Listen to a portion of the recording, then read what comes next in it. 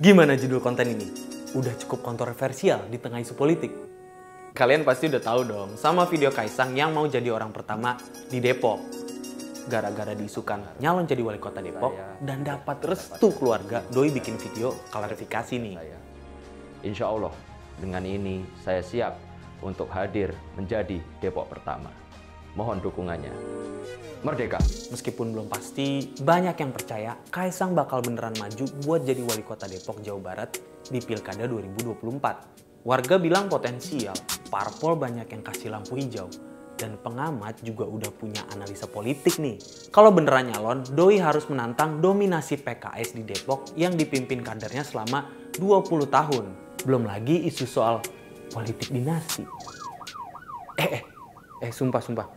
Beneran, bukan gue yang ngomong, sumpah. Masa sih? Mana datanya? Oke, ini datanya.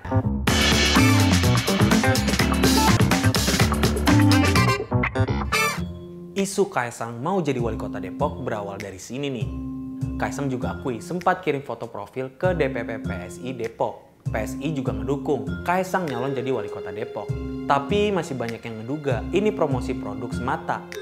Kayak influencer-influencer gitu. Kadung muncul, warga udah banyak yang percaya Kaisang bakal nyalon jadi wali kota Depok.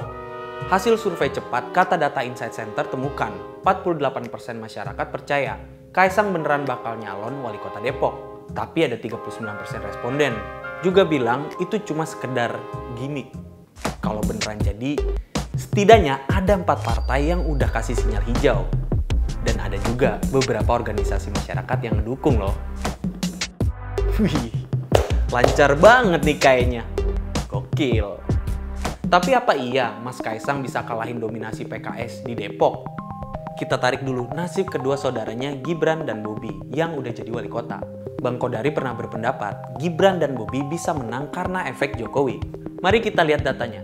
Survei Saiful Mujani Research Center bilang tingkat kepuasan masyarakat pada kinerja Jokowi berada di atas 60% dari Mei hingga Desember 2022. Nah, elektabilitas Gibran dan pasangannya Teguh di Pilkada 2022 ngintil reputasi Jokowi. Bahkan alami peningkatan dari bulan Agustus ke Desember 2022. Hasilnya, Gibran dan Teguh menang telak sebagai wali kota dan wakil wali kota Surakarta. Ada beberapa faktor pendukung Gibran bisa menang. Pertama, karena basis PDIP sebagai partai pengusungnya dominan di Surakarta. Kedua, Gibran dan Teguh didukung partai-partai besar. Kalau Bobi agak lain emang nasibnya. Meski elektabilitasnya sempat terpuruk, tapi akhirnya bisa menang karena efek mertuanya.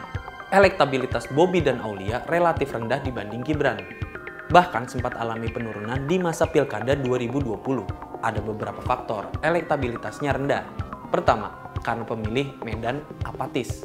Kedua, lawan Bobi wali kota petahana. Ketiga, PDIP sebagai partai pengusungnya gak punya basis massa yang kuat di sana. Tapi kata Kodari, Bobi bisa menang tipis karena elektabilitas Jokowi.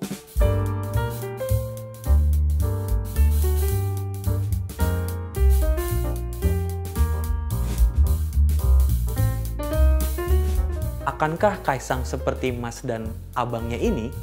Entar dulu Mas. Selama 4 periode terakhir, wali kota Depok selalu diisi sama kader PKS loh. Gokil nggak tuh? Menurut Ujang Komarudin, kan Kaisang kecil buat lawan PKS berebut kursi wali kota Depok. Pertama, dari sini dulu. PKS selalu menang telak dalam 4 periode pilkada. Coba lo lihat persentasenya nih.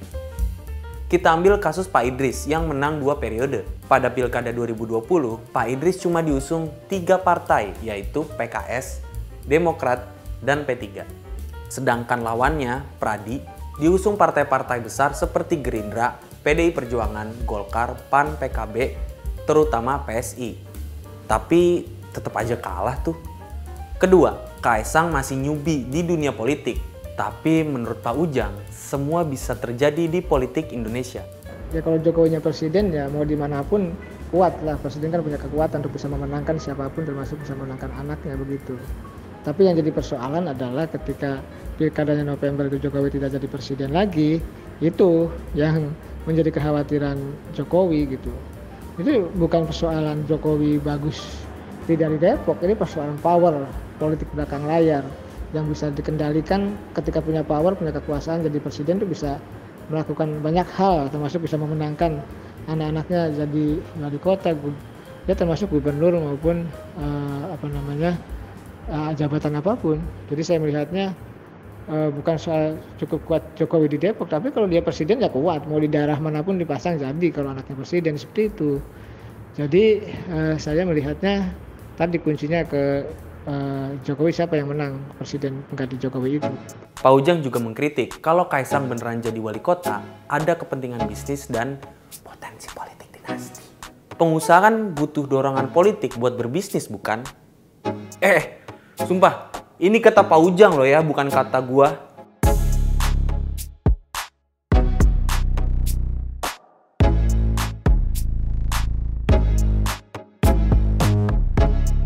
Keputusan Mas Kaisang nyalon wali kota Depok atau enggak, ya kita ikuti aja nanti. Kalau mau, ya monggo-monggo saja Mas Kaisang. Kalau kalian setuju nggak Kaisang nyalon jadi wali kota Depok? Tulis jawaban kamu di kolom komentar ya.